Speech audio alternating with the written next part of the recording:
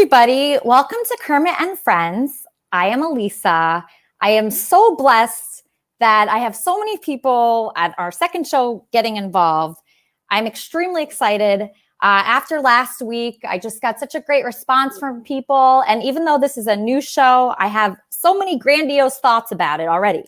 So I got a little help from my friend Gaia Paya, who sent me a really long and nice review of the show, which is on my Facebook page right now.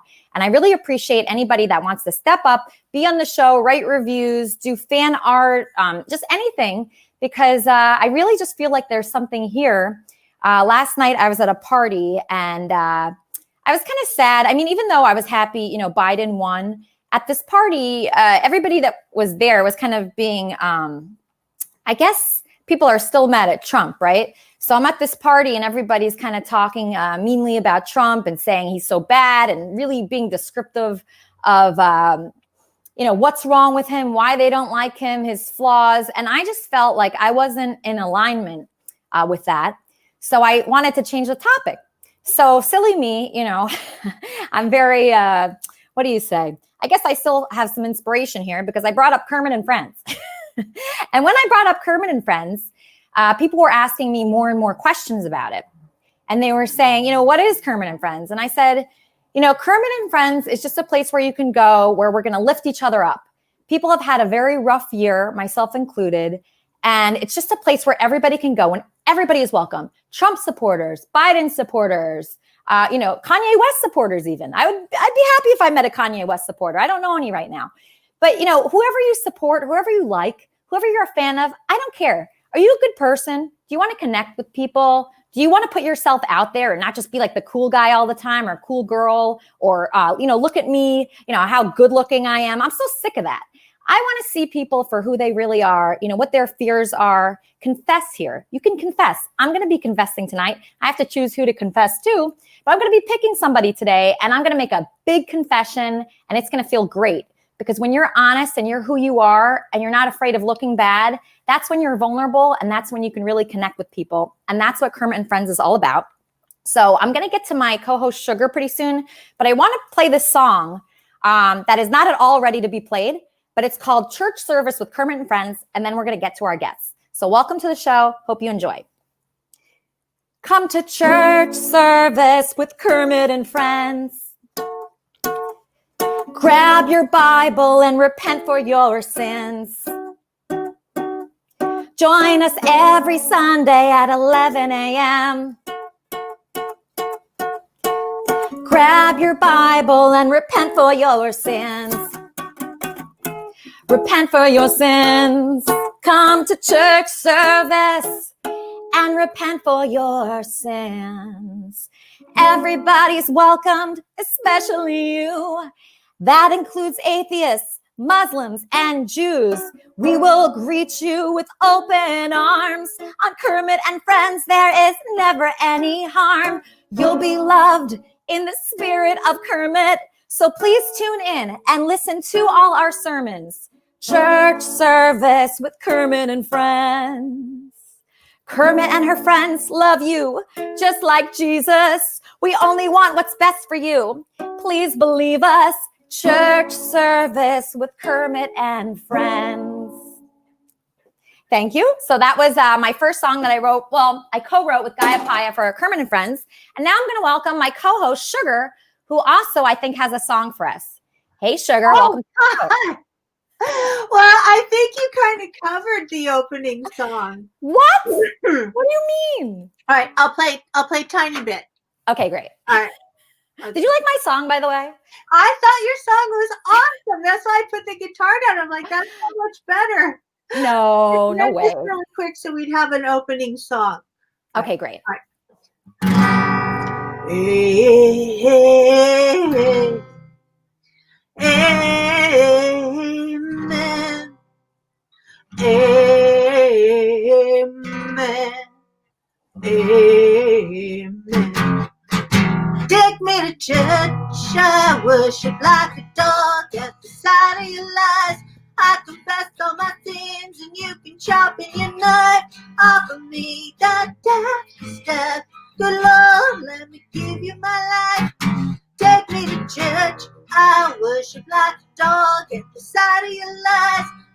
confess all my sins, and you can sharpen your knife off of me. That death is death.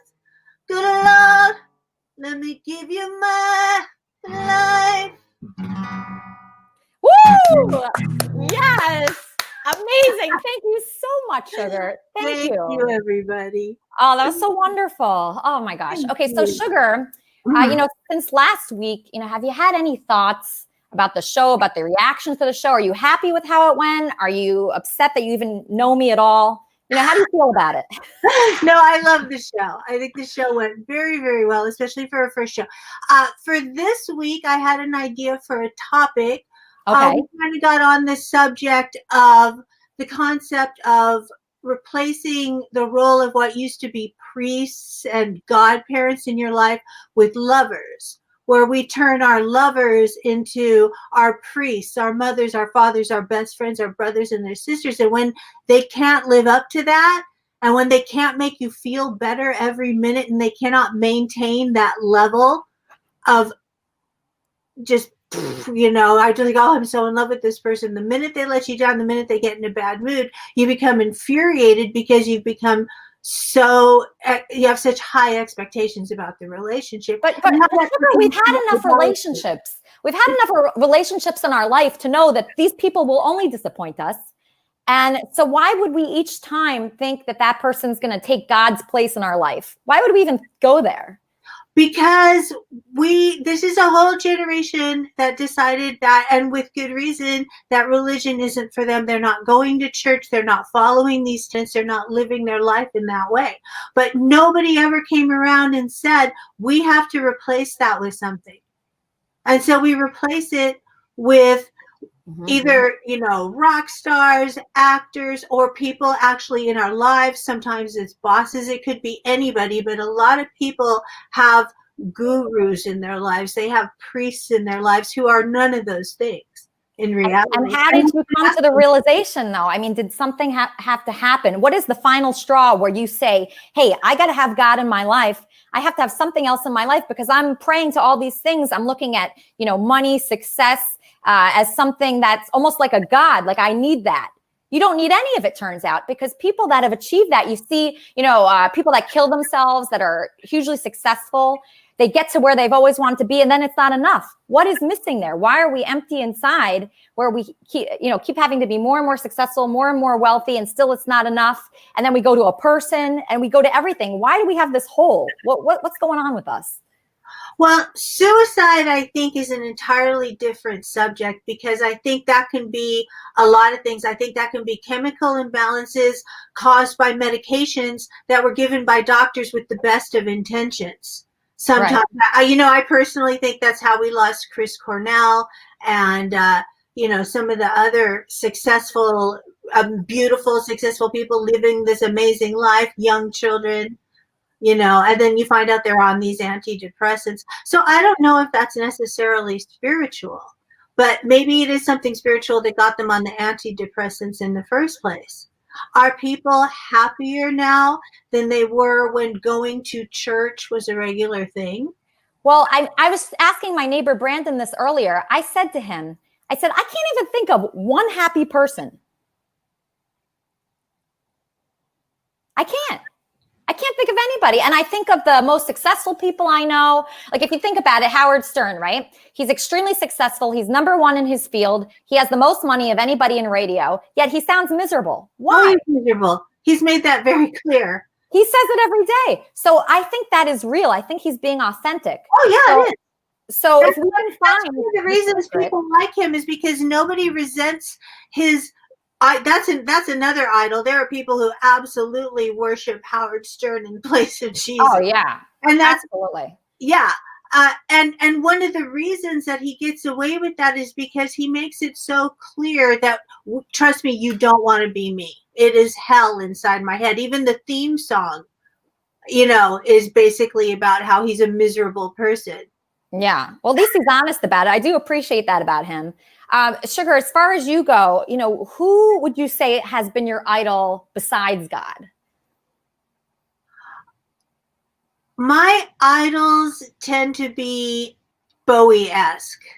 Okay, so rock stars. I get very attracted to the alien sort of he, she genius. If you're a genius, if I think Yeah. you're a genius and Yeah. I think you're beautiful and I think you're creative, that for me will do it. And I've been told, because I had a boyfriend who went on to be very famous when I was like 22 or 23. Really? He should have told me, nobody can live up to, you're going to have such a hard time dating because nobody can live up to what you need men to be in your life. And this guy is a known demigod at this point. And he said he couldn't live up to my expectations of what I need guys to be. This rock star that you dated said he couldn't live up to it? Well, he wasn't famous yet. But I mean, that's, I'm just saying he had the potential. He was that much of a winner in life. He is that much of an idol to people. And, and he said to me, like on the verge of his success, like, he's like, you got to chill. No guy is ever going to be able to live up to this pedestal you put us on.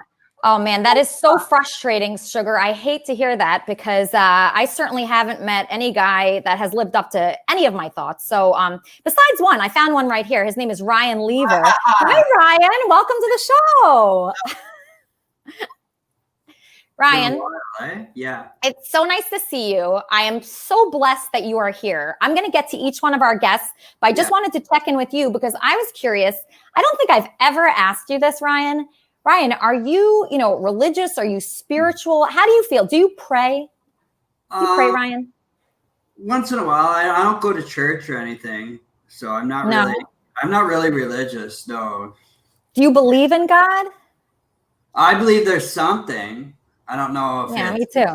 I believe there's something. I don't necessarily follow any one specific idea. Yeah. I haven't spoken to you in many years. Can you give us a recap of the last few years of your life and what's been going on? Well, I got clean. As you can see, I gained a lot of weight. And you look beautiful. Yeah. Well, I wish I could lose a little bit of weight, but I gained some weight. I got off drugs, and yeah. So what were you doing when I knew you? Were you on drugs then? Yeah. Oh yeah. Were you on drugs because of me? No. Oh, good. I was on drugs off and on. I used drugs off and on since I've been 19 years old. So. And what first got you into it? What was your first drug and why, what do you think led you there? Yeah. The first drug I ever did was weed, oil weed. And then I did that for years. And then as I got older, I started using some ecstasy and, other drugs like that. And then it got really bad before I went to the hospital. It was like methamphetamine pills and Percocets and Oxy. Oh, geez. And then I went to the hospital, and then after I got out of the hospital, I just decided enough's enough. No more weed. I don't do anything anymore. So. Do you feel a lot better? Yeah. Yeah, I feel a lot better for sure. And are you less depressed? Because I know when we were speaking before, you were very depressed. Are you happier now? I still have my depression issues, but yeah, I'm happier than I was. I enjoy doing more things. I play my guitar once in a while now. I try to look on the bright side of things. Mm-hmm. Yeah. So, what I was thinking today, I'm going to get to each guest. Mm-hmm. I was thinking I would start with something personal so that way other people will feel like they can be vulnerable here. Yeah. So I wanted to confess something about me that I've been really having a hard time handling. I think you probably know, I lost my dog Kermit. Did you know that, Ryan? Yeah. Yeah. So it's been really hard. I think I've been carrying a lot of pain and guilt about that. Yeah. And I just wanted to say it this episode because, it's called Kermit and Friends. I'm doing this in the spirit of Kermit. And I just wanted to, I chose you to tell this to because I don't know how to say it. And sometimes it's hard confessing, obviously on a live stream, but I felt like it was appropriate. So the night of Kermit, the night that I lost Kermit, she had been sick before, and I'd brought her to the hospital before. And the last time I brought her to the hospital, they didn't really do anything. They just gave her some water, and it was $1,000 or something, or really expensive. And I felt like they didn't do anything, So then the next time she was sick, which was the last night of her life, I didn't bring her to the hospital because I was I didn't want to spend the money. I didn't want to get out of bed. I was lazy. And, she was throwing up, and she kept throwing up, and she just didn't look good. And every time I gave her water, she threw up.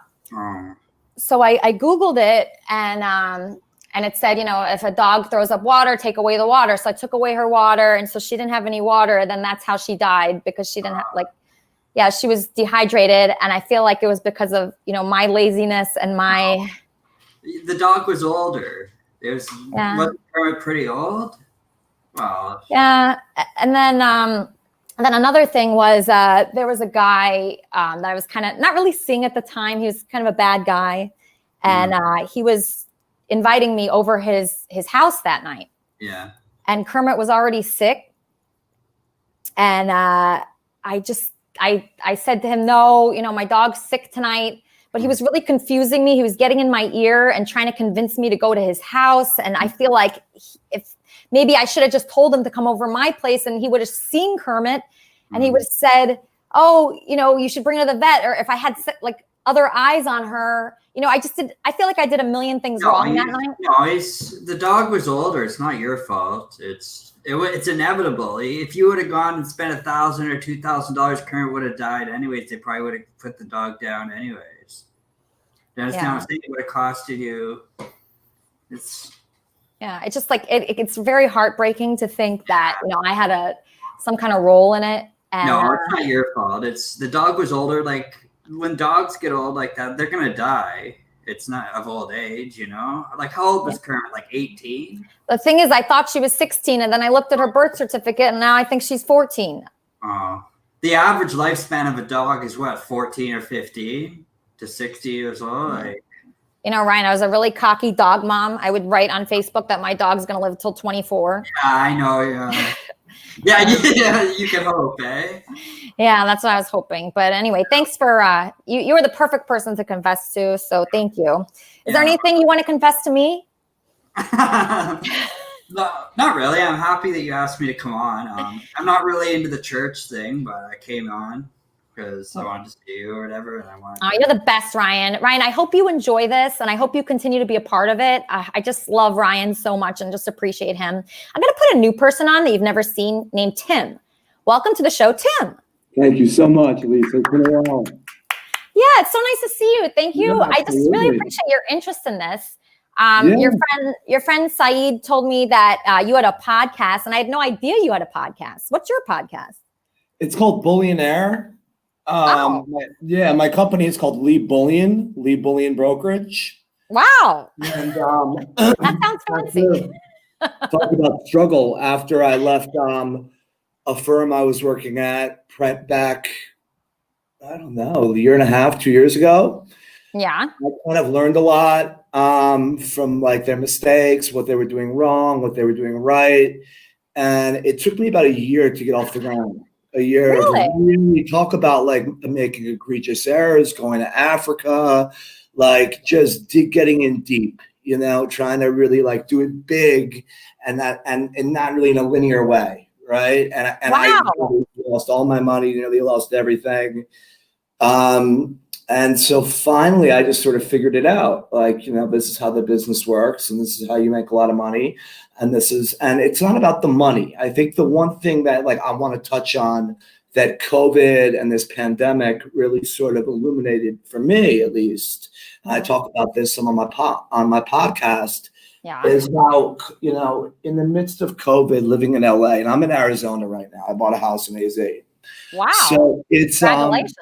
Thank you. It's separated everybody. Right. And I think that there was sort of an underlying economic pandemic that had been going on for years, which led to like COVID, and COVID's definitely a bad, very bad thing. You don't want to get it, but if you're young and your immune system is good, you could sort of, you may have gotten it and not known you've had it, right? I study the drug companies that make this. So in any event, that aside, and speaking about touching on spirituality and religion, I find that when I first moved to Arizona, I moved to a place called Sedona, which is known to be one of the most spiritual, energetic places in the world. And it's like, you don't know how you got there. We just sort of got there. And and from there, and you could feel the energy. I mean, you go to the top of a vortex and you feel like you're on some sort of drug, and it's nothing other than the trees are spinning a certain way. Like you meet all sorts of people. There's the chasm of people, from people who are drifters and have nothing and could care less about anything other than they believe truly that they've lived all these different lives, right? And they really had that. Like they believe past lives, Tim? Past lives, yes. So, and I grew up, half Jewish, half Irish, more on the Jewish end, but not really too privy to like religion or, sort of just unaware, like very, just not awake. Let's just say that. And the more awake I got with respect to spirituality and how much we don't know, right? The better and better my business did, because all of a sudden I was in tune to this sort of notion that we know so little. I know so little. And when I let go of ego, which was always my biggest problem, whether I knew it or not, it was, ego is like the antithesis of money. When I let go of ego and I started delegating to other people who were better than me at certain tasks, we took off. And we're in a very honest, like upfront way, it's now a more regulated business, CFTC governed. We've got to file paperwork, compliance, this, that. But in any bit, business aside, it was literally one of the most sort of spiritually, it was a revival. It was like I went from being an empty shell of a person in LA and in Manhattan, even worse, to where I had no sense of self, no sense of, who I was outside of just what I could show or what I could make or whatever, to where all of a sudden it didn't matter, right? It just didn't. It was like I had this. So you weren't happy, Tim? You weren't happy when you were in LA, when you were succeeding, you were winning, you weren't happy then? No, not at all. No, I wasn't. Okay. And I wasn't even really succeeding. It was more of an illusion, it was more like I wanted to come up. I was hungry. I definitely had like an inner hunger. I knew I had these like big goals, but I didn't quite know how to get there. And that led me to make a lot of errors. First one, first of all, if you're in the gold business, gold comes from Africa and Russia. That's where it's mined. Now, if you don't know people in Africa, you don't do a deal in Africa. Right. So it's, That's a good point. I just want to focus on the Kevin. Kevin, I put Kevin up because, very rarely do we have, okay, he's out, but, very rarely do we have a successful businessman on Kermit and Friends. So I was just curious if you could maybe answer some questions. I'm sure people have questions for you because it sounds like you started your business very recently. You were in a bad place. It's been about a year and a half. The last 9 months, we've done really well. We've really grown. We've become very successful. Moving a quarter $250,000 every day in metals. Oh my gosh, Sugar, can you believe this guy? Should this guy be the new Bachelor? What do you think? That's why I'm curious. Obviously you're a young dude. Well, I'm 32. Yeah. I'm curious, like, are you looking, like, you have a house, which is so attractive. You have your hair. Are you looking for a woman to marry and have kids with? What are your feelings on that as a young guy who is totally eligible? Yeah, I'm in a relationship. It's complicated. Yeah, it's Ah, complicated. It's of course, definitely- Sugar. Of course. Sugar, are you surprised at all But I want whatsoever? to hear about her. I want to hear what Well- this guy can have a lot of girls. I want to hear what he likes. Yeah, what do you like about this jerk? What's difficult, what I like, what I initially liked about it has shifted massively with success. And that goes back to what you said about Howard, is that, it's not about making money, right? It's about success. So then it comes down to, how do we define success, right? Is it by just how much money we make? I mean, this firm that I used to work for made $180 million in 3 years, and now all going to federal prison. It's not about money. So it's certainly about something a lot bigger than that. The difficult thing now is that the person whom I got into a relationship with, I work with. She's CEO of my company. Oh, that just made me want to throw up, Brandon. Don't you want that? Definitely. Who doesn't? That's so annoying. Of course, we always meet the guys after they make their girlfriend CEO. I mean, that's ideal situation, right? We're looking for someone that we can connect with, that we can love, but also build something with. And actually, it's kind of boring if you're just going on dates with someone and you're not making money with them and you're not building something. Have you ever had a relationship where you built something with the person, Brandon? Of course. Yeah, my last business where I was basically flipping houses, me and my soon-to-be ex-husband were partners. Yeah, it was one of my best relationships I was ever in. Yeah, it is nice. It's nice when they want to do that with you. Like with Benji, I always wanted to make music with him and do shows with him. I even begged him to be on this show. And it's just nice. It's like sharing. What? Where is he? He's in refusal right now. He probably locked himself in a basement so he wouldn't have to be on Kermit and Friends. I'm sure that's not true. Yeah. Well, anyway, what do you think of this guy, Tim? He's a good new guy to have here, right? I mean, he is like taken and everything, which is extremely annoying. But, he's a good new person, I think. Definitely. Actually, I think one of the sins. Oh, Brandon, I wrote down some sins, and I think envy is one of the biggest sins. Wait, let me see if I can find my sins. Oh, yeah. Okay. So greed, adultery, idolatry, which is like putting Tim above God. Envy, which is being envious of Tim's girlfriend. Pride, saying, why wouldn't Tim choose me over her? Lust for Tim. Those are all sins. Definitely. And those are all horrible behaviors. Yeah, I'm doing all of them right now. No, you're not. No, I have greed. I'm upset that I am not part of that company. Adultery. Tim cheated on me. Idolatry, putting Tim before God. Envy, envious of Tim's girlfriend. Pride, why didn't Tim choose me? Lust for Tim. Well, if you're looking, Tim said that she left and he's not taken. I thought he said she was still there. Well, look on the side. Oh, he wrote something? Oh, let me see. Oh, thanks, Brandon. Brandon's such a great neighbor. I just love him. Okay, so let's see. Speaking of love interest, I have my former love interest, Eric, here. Hey, Eric, welcome to the show. Hi, Lisa. It's great to be in the presence of an angel, as always. And it's also great to be part of the heavens, being a little bit closer to the planet Earth. I think we were like 6 stories up the last time we were hanging out on the phones. Hey, how have you been? I've been great. I mean, well, actually not that great, but actually horrible. But the worst ever. Like right when I get to Hollywood, I'm like, you guys have got to be kidding me. What do you mean? There's this angel in the sky named Elisa, and she's got an amazing talk show. It's really cool hearing from Tim. I think I saw an ad for your business on Indeed too, and I was like, that looks like a really interesting opportunity.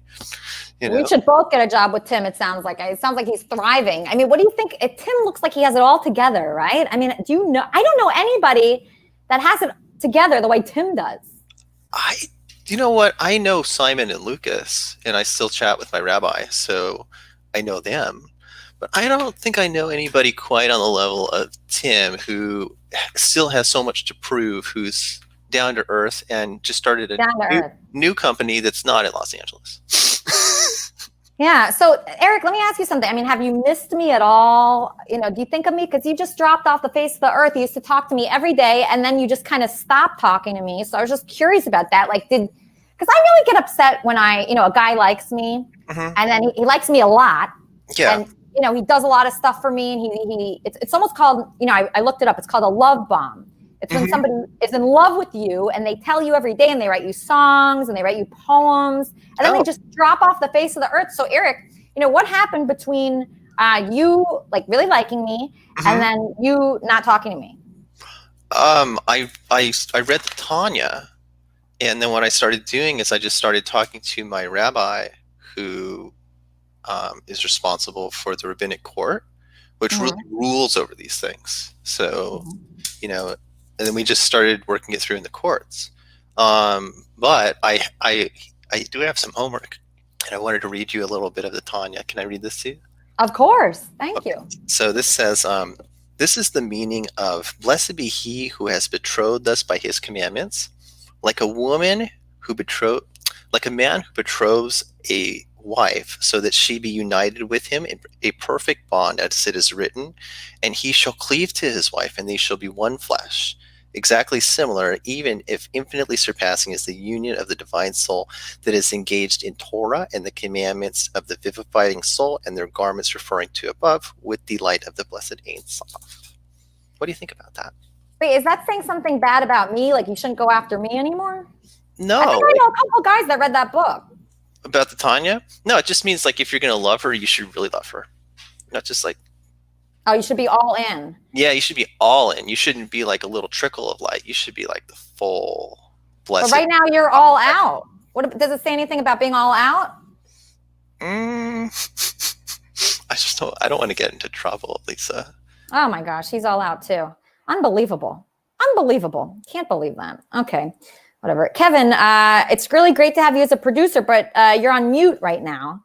I'd love to talk to you and get your thoughts. What? Oh, hey, Kevin. I'm watching football and I'm looking up food places. Kevin, you're my producer. You can't be looking up food during the show. It's a very short show. Okay. So, Kevin, like as far as your producing goes, have you done anything during the show? I'm just listening. I just didn't know. Like, I don't know. Like, I just like listening since, so I don't know. Okay, so you were my producer last time on Kermit and Friends. Do you remember any of those responsibilities at all? Wow, it's ever since like that show finished, I completely forgot everything. Well, you were so good at it, Kevin. So, Kevin, no, I was, because it depends on what the topic is. Okay, so you don't know what the topic is today? Have you been listening? It's like you guys are talking about like God and like sins and stuff. Yeah, that's the topic.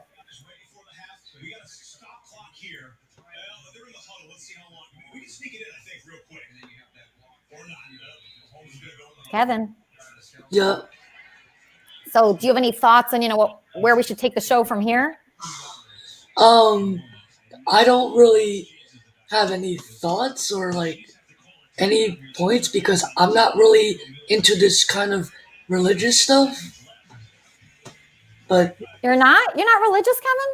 No, I never went to church. I've never actually believed in God. All I do is I just listen to music and watch food videos. I don't really talk about this type of religious stuff, but I like the stuff that we talked about like back then. Like what? There was no religion back then. We weren't talking about this type of religion. We were talking about other things which I like. Okay. Well, So it's not just about religion. It's about philosophy. Like, what would you say is the worst thing somebody can do? Great question. Worst thing? Sin. What's the worst thing somebody can do? Like, what do you mean? Like, what's worst about it? Like, what do you mean? Do you think that murder is the worst thing somebody could do? Do you think? Well, if it's bad, then yes. But like let's say if there's like a murder or something, then obviously that's something that you don't want to happen, right? Probably not. What do you idolize in your life? What do you respect and worship more than anything? What do I respect? Yeah, like is there an athlete, a rock star? Who do you think is the greatest person on earth? The smartest, the best? I would say I don't really have a specific person. I would have to say everyone because I am not a really picky person when it comes to selecting people. Kevin, just say it's me. Just say it's me. I would have to say it's everyone because I'm pretty much friends with everyone. I don't really have a favorite. Well, would I at least be included in everyone, Kevin? I don't know, but there's some people that include everyone. You don't even include me. When you include everyone? No, listen. When I say everyone, that includes you, okay? I hope so, Kevin. Because I really hope so. Anytime, whenever I say everyone, that means everybody in this room. So me too. Yeah. So can you say everyone and Elisa? Everyone plus you, or I can also say everyone includes you. Yep. There's multiple ways of saying it. So, okay, all right, that's a little better. Thank you, Kevin. I really appreciate you. All right, just stand by. Oh God, Kevin. My producer, Kevin, I don't know about him. Saeed, welcome. Oh, Crypto Saeed. Oh, this looks like another businessman. Wow, all these businessmen. Hi, Saeed. Welcome to the show. Hi, Lisa. I wanted to say amazing song. That really kicked it off amazingly. Thank you. Oh, thank you. Thank you so much. Wow, I can't believe we have all these eligible businessmen. Tell me you're an eligible businessman. I'm like that Tim guy. I am, but instead of focusing on making as much profit as I can as fast as I can, I want to provide as much value as I can to the community. So what I'm doing right now is cloud security. This is my Bible right now. And with all the hacks and attacks that are going on right now due to COVID, more people working from home, leaving all their data. Wait, did I lose Saeed? I think I might have lost him. Hold on one second. I lost Saeed. I'm going to bring him right back, though. Let me get a new guest. Saeed, just enable your camera. I'll bring you back as soon as possible. This is a new guest named Ian. Welcome to the show, Ian. I don't think I've ever had you on before. No, but I did meet you at the legendary show that you did with Benji quite a few years ago. Oh, my gosh. Oh, Kermit. By the way, sorry it's so dark. This is really weird because I have to be like right near here. You'd sort of see me. But yeah, amazing show. So memorable. Medicated Pete in the front row going nuts. Great times. Oh, you mean the New York City concert you were at? Yes. Oh, okay. Yeah, I got to meet you there. Your whole family was there. Oh, that's so amazing. Oh, that was such a great time in my life. Thank you so much for coming to that. Oh, such great memories. Okay, so you're here now. Were you on the other Kermit and Friends? The original No, Kermit and Friends? I did occasionally watch Kermit and Friends. The thing is, I would say I'm really enjoying this. You have a lot more structure to this than what you were doing previously, I feel like. I feel there's a goal to this, and you have more of an idea of what you want to hit in these episodes. So I'm really enjoying it. Wow, I'm so happy you're enjoying it. That like touches my heart. Are you a religious person? Are you a spiritual person? Do you pray? You know, what are your thoughts on sin? Do you have something you want to confess to me? That's a lot of questions in one. Yeah, I definitely am a spiritual person. You know what's interesting, and I'll throw a question back to you is, so half my family is Catholic. I was raised Reformed Jewish because the whole, like, if your mother is Jewish, you're a Jewish thing. But I never really connected with it. I tried to when I was younger, and it just was kind of foreign to me. I think because of the fact that it's all in a different language. It's all not very, and I've been to many different services. It's all like not very uplifting. So what I'm wondering from you now that you've gotten more spiritual, are you just more, would you say, spiritual but not religious. I do hear you talk about Jesus. So is this like a transitional Elisa Jordana from the Elisa that was on J-Date at one time? Yeah, that's a really good question. I get asked that question a lot at church, on Twitter, everywhere. So I wasn't ever thinking of religion in my whole life. But then I went through a really dark period, and I said to myself, why am I in this darkness right now? Why has my whole life crumbled to nothing? Why? And some people came in my life that said maybe it's because of sin. Every sin that I had done had led to something really horrible happening in my life. So I was, I was really kind of like a bad person for a while, I think. And how so? Because I never got that impression from you. I mean, so I was doing bad things. I was going against what I think God would want for me in my life. I think me naturally as a person, I'm supposed to be a playful person, very inquisitive, childlike almost, how I like the Muppets and things like that. And then sometimes just a darkness comes over me, and I attract people in my life that are kind of hurtful to me. And I hurt people. I've hurt people before. I know that. I got involved with a guy that was a bad guy. And I think I was putting him and putting money and greed over my relationship with God. I did not have a relationship with God. And I had all those sins that I read earlier, I was pretty much doing every one of them. So like greed, I was greedy. That's why I was working in a job that was against kind of who I am. Because really who I am, I'm a creative person. Like this scenario, like what we're doing right now, like I could do this. I just love doing this so much. No, and I know because you're someone who's done stuff in the music industry, in the radio industry, and then just following your career. I know you went into like an office job that you were saying this is good money, but this is not really me. Yeah. And when I was there, I found, I just said, I'm going to be working here till I retire. That's what I thought. And I knew God didn't want that for me. I knew it. And people, you always kind of know it in your heart. Yeah. There's always that intuitiveness inside that you're just like, this is not, where am I going with this? Yeah, because I had been doing creative things my whole life. I was in a band that was pretty popular. I was on the I was in the Howard Stern show, which obviously was popular, and I like that. But it's not. It wasn't a steady income for me. Any of those things, they were very, not stable. They weren't stable at all, and I had no security in it. So finally, when I got a job in finance, I had a lot of security and I felt safe. But I knew it was against who I am, right? So doing this, I made money off doing things like this before, but it doesn't feel stable at all. So no, it's not. And I'm in the same, I work in radio, I work in voiceover, and I agree. Like any of these creative jobs, any of my friends who are in bands right now, completely not stable during this pandemic. Like, no concerts. Yeah, my friends who are in bands are in, you would say, successful bands, but they're not Metallica, they're not Slipknot or something. They have to go on the road and sell T-shirts at shows to make money, just like you with your previous band and all that. And yeah, I think any creative endeavor, unless you're at that like mega superstar level, it's not stable. So you kind of have to trade in that security for doing what you love. Yeah, so that that's what I did, and I would have done it forever. But I really feel this is what made me believe in God. This is what made me believe in God. I was going there every day. I was working hard every day. And I said, I could do this. I know how to do this.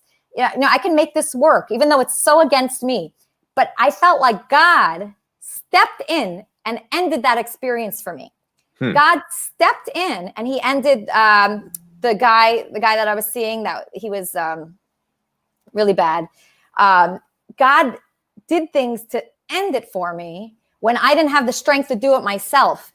And when my friend, who is very Christian, she was a former colleague of mine, she said, she kept reading me these scriptures, and it was saying exactly what was happening in my life. So I never would have been attracted to the church before. I never would have been attracted to Christianity. But I swear to you, God said, you got to stop now. What you're doing is not who you are. I was going against who I was, and I wasn't feeling well physically. And I thought, this is how people, get sick, because they're going against who they are, and it just doesn't feel right. Elisa, you're gonna think I'm bullshitting you, but so we're both from similar Jewish background, but when I went through like my darkest experience in life, I talked to one of my friends who was Christian, and I had no desire prior to that of like going to a church or anything, and I was like, let me just go with you. And I will say, although I don't identify with any religion or anything like that, even at this stage in my life, and I will occasionally go to this church, I don't know, it's a more uplifting experience than what I experienced as a kid going to Hebrew school. And you're forced to do that also. Well, when you're forced to do something as a kid, I feel like you can't appreciate it. So I was forced to do a lot of things as a kid that I didn't like. Yes. But now, when you're inspired to go towards something, when you say, when I see something I want, I know it. I know it now. And when I see something I don't want, I know it too. I mean, I had a job opportunity. I went into the office. I almost threw up. I was like, this is not going to be for me. This does not feel good. When there's something that's right, you have to go with that.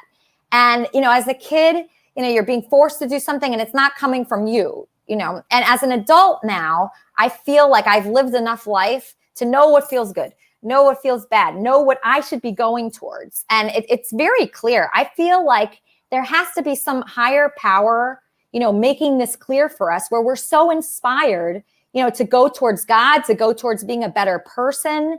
It's just, this is something that I've thought a lot about recently. It hasn't led to anything. That's the only problem, right? So I've gone towards kind of, different people, and I've gotten rid of a lot of people in my life. And, kind of, they say when you have an empty cup, it could be full again. And so that's something that I've been thinking about a lot. It's like when you get rid of things, when you say, okay, this job isn't for me, I'm not going to take this job. This job is not for me. I'm not taking it. So hopefully something new will come in. And then when nothing comes in, Sugar, how do you still have faith? Well, do you really need to have faith? It'd be nice. What do you need the faith for? Why is it important? What happens if you don't have faith? Well, you get very depressed. So depressed you're moping around until you go to a boxing class. So faith gives you hope. Yes. Faith is what gives you belief. Yes. So it doesn't really matter where the belief comes from, whether it's even real or not. It's just important that we have it. So if you know that, you can always find faith, because it's just a concept. It's just an idea. It's a mindset. It's a way of thinking, and we have free will. So if you say, you know what, I need faith, I need to believe this to move on, then you control that. You can control your brain. Right now, you can control your brain. You can think of a rose and picture a rose. You can make that rose explode, turn into an elephant. Make that elephant drink some water and turn back into a rose. You can do all these things in your brain. You are not a leaf in the wind. You have control. So that's where the faith comes from. You make a decision. You be intentional. You say, this is my goal, and this is the best way to get to it. And you don't let anything get in your way. I bet you Tim understands that. I know you want to talk to Tim again. We all do. Oh, no, it's not for me. You know who I like. He's the same guy for the last 10 years. That whole idolatry thing. And he knows about that. The guy that you like, you've liked for 10 years? Said, I can be that person for you. I can do it. I can live up under the pressure. I won't crack. And he hasn't. Wait, you have a guy that you've liked for 10 years? I have a friend. It's a whole complicated thing, especially like at this point in my life when things are complicated. I would just call him a really good friend. But as far as somebody who's a guru, who I run everything by, whose opinion I consider, who I think is just an amazing human being, just exemplary, just so much smarter and more creative than anybody else, incredibly successful person. Because I always have someone in my life who's some sort of a guru who I look up to. You know what you need? A gay husband. That's what I have. I should have married my gay boyfriend from. Yeah, that's what I'm considering. He wanted to get married so bad, my gay boyfriend from college, and I wanted a straight guy like an idiot. Yeah, you know what? I've always wanted a straight guy like an idiot too. I feel like there is something to it, but is it going against what we're meant to do if we marry our gay husband? I mean, I don't know. What do you think, Brandon? I mean, do you think you could be happier with me or happy with some guy that's going to be a jerk? We've definitely spoke about it for months now. I mean, I could go after all the Tims of the world and be heartbroken and sad and dark and just walking around crying. I mean, that's one choice. Or I could just be with my gay husband and we can go have Bellinis or something. Definitely. Why not? Yeah, that sounds better. Anyway, Brandon, do you have any thoughts on the show so far? Because I want to talk to Saeed about his cloud. I don't know if he's talking about like clouds in the sky. Do you know what kind of cloud he's talking about? No idea. Yeah, it's really confusing. Yeah. If you were to rate Tim from 1 to 10, would you rate him? Well, I don't know. In the beginning of the episode, he had a girlfriend, and now he's single. So 10? Well, no. I mean, wouldn't that be like a 1 if he got broken up with in less than 30 minutes? Oh, yeah. Tim, did your girlfriend break up with you during this episode? No, I didn't really get a chance to get to that. It was what ended up happening was that famous last words of every straight man. What's happening? Yeah, they always have a story, right? They always have a long story. Go ahead, Tim. No, it's very simple. I mean, what ended up, convoluting everything was that we found that look, people change. And I think when it comes to putting people on a pedestal, the one thing you want to be very, very aware of and privy to is, for one thing, no matter how somebody appears, no matter what they look like, what they dress like, what they act like, you don't know what they see when they look in the mirror. That's number one. So that's always very true. I know some guys that are, massively happy inside and successful and have families and they're just, they're not people you'd look at and you'd say, I want that, I want that person. Right, so to speak. Now, what happened with my significant other was interesting. We got, it's interesting, as money got bigger and bigger and sort of the power grew and the sort of the range in which it became very divisive and very, very difficult for us to maintain. And it led to, an inevitable depart on her behalf. And it had been coming for a while. It had been coming for some time. So you don't have a girlfriend right now? No, I don't. Okay, that's interesting that when we asked you, though, you didn't say that. You started talking about her. I didn't mean to construe that. No, I wanted to kind of like segue to that. Maybe he's not hard to get. Okay, so what are your future plans? When you're dating, are you actively dating? Are you looking for a young wife? What are you looking for? What about an older wife? No, I'd say not at all. I'm looking to build a very, very big, successful business. And I'm sort of like, my head is so in that area that, let's just, for lack of a better word, my other head isn't really thinking with respect to what I'm looking at. It's more so, when you're young and you're your 20s, you're drawn to, physical. Everything is sort of, what do you look like physically, right? You're kind of a monk right now. You're just not dating. You're not having any. Not interested in us. Yeah, like I'm kind of just, I'm motivated. And when you're that motivated and you have that much going on, and so this happens, you become very successful, you have money in your bank account. What, at that point, do you see yourself looking for? A girl from the church? What kind of family do you want? Like a girl from Kermit and Friends, or somebody like that? Somebody who's in alignment with me. Somebody who, for one, what I've realized is that the more money you make, the more understated you should be. Right? That's key, especially in the gold business. You want to always be not flashy. When they say, when I go out, what do you do for a living? Little this, little all that. I've told people I'm a garbage man. I mean, you just throw them off. right? No keys into, because it's a type of business. And I learned this the hard way overseas, that people, it's a cutthroat business more so than anything. So I'm very careful to never let that interfere in, a future relationship, whether it be with a friend or whether it be with, a female. I mean, I have guy friends who I love as much as anybody. And they're, very, very close to me, like dear to my heart. And we talk for hours on the phone about all sorts of stuff. Some work for me too as reps, and they do very well. And they, and we're still talking about spiritual principles and sort of like various ceremonies and this and that, and going to Chile together, and whatever. But I could say that we do live in a world right now, unfortunately. Going back, Elisa, to what you said in the beginning, which was very poignant, which is that, you were at this party and everybody was very happy Biden won. Well, I mean, I must say I am too. But that now you don't want to admit that necessarily in the gold business. So for those of you watching whom are, conservative. Nobody in the gold business is watching. Okay, perfect. Yeah. So but what I've noticed is that there are two types of people these days who buy gold. And this is what's interesting. This I find very interesting. You have the people who are very conservative, guns, golden God, for 20 years, evangelical. They've been, prepping for this sort of thing.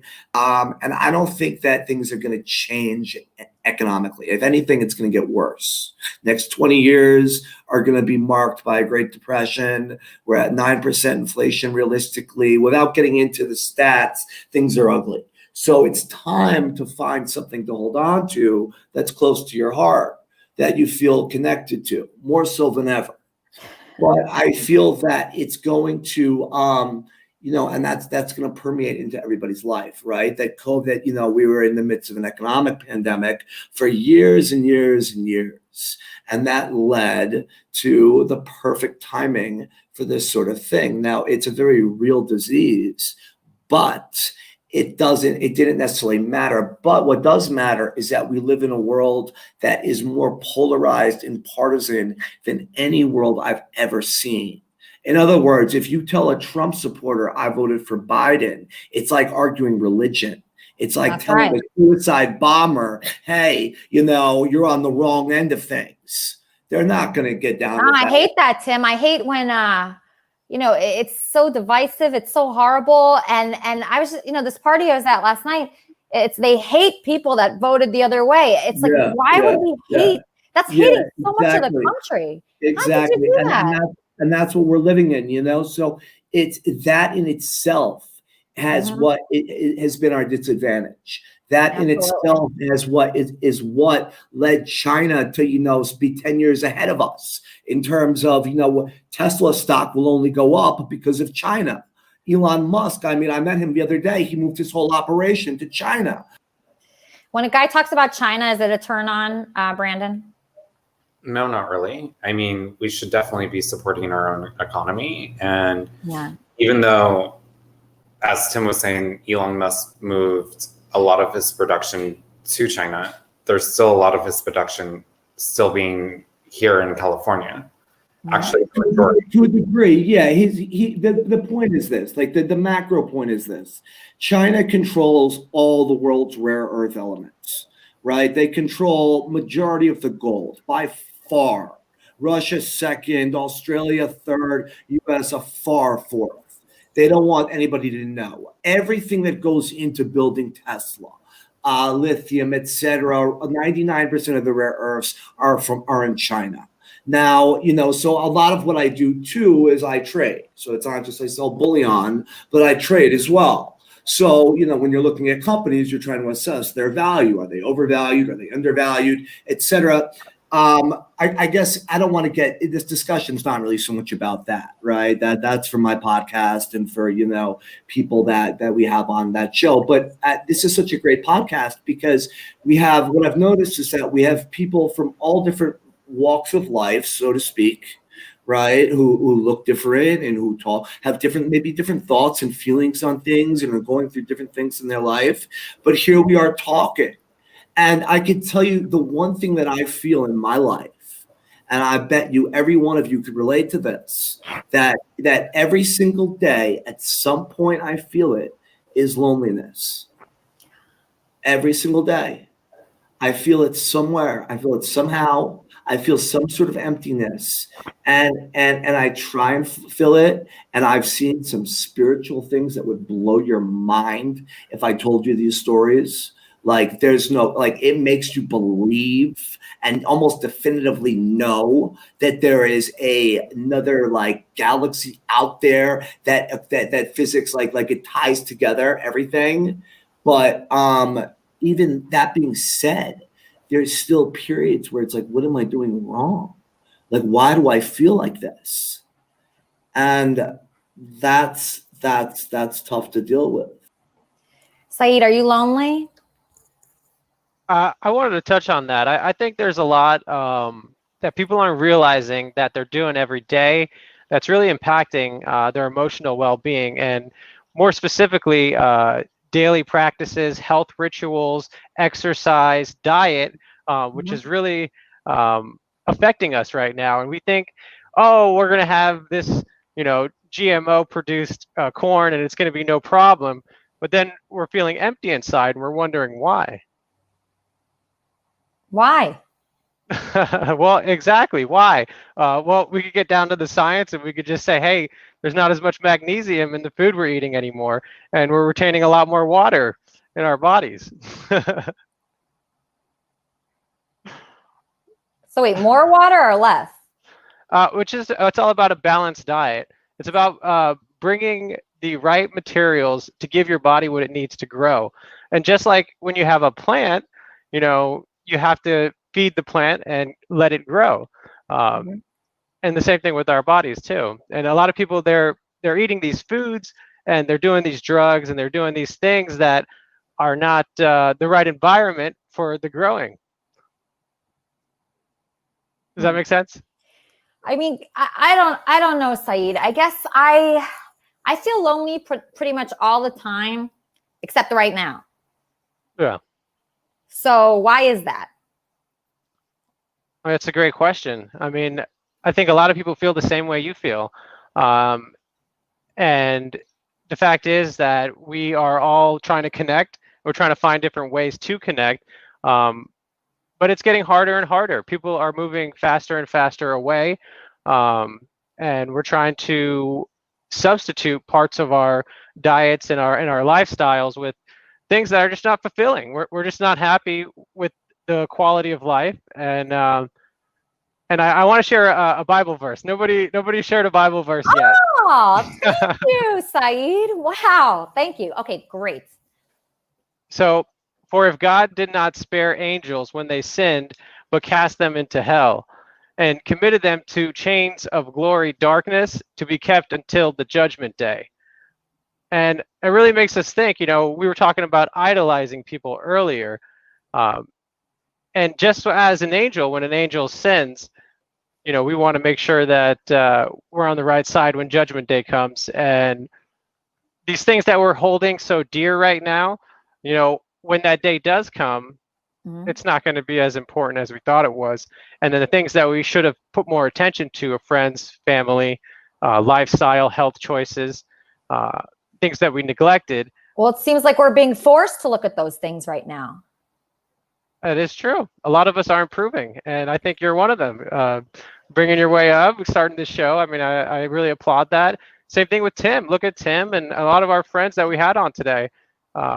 They're doing things. Absolutely. Hey, Saeed, it's really good to see you. Sorry I ghosted you. I know that we should have been hanging out. Last time I spoke to you, you'd gotten that place in Florida. So Eric, we're gonna wind down right now. I think it's been a great show. I've loved everybody that's come on and spoken today. I'm so blessed. So blessed to have you and all my friends here. Elisa, I actually have a Bible quote for you. Let's see here. Can I share this Bible quote with you? Sure. Let's see. There was once a woman named Elisa, and she had a dog named Kermit, and so many great friends. And one day she met her best friend Eric at their financial firm.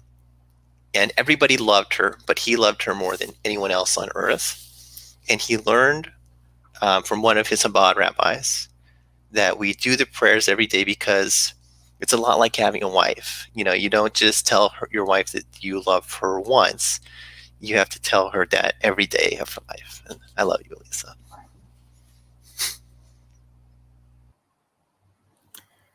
Thank you for watching Kermit and Friends. See you next Sunday.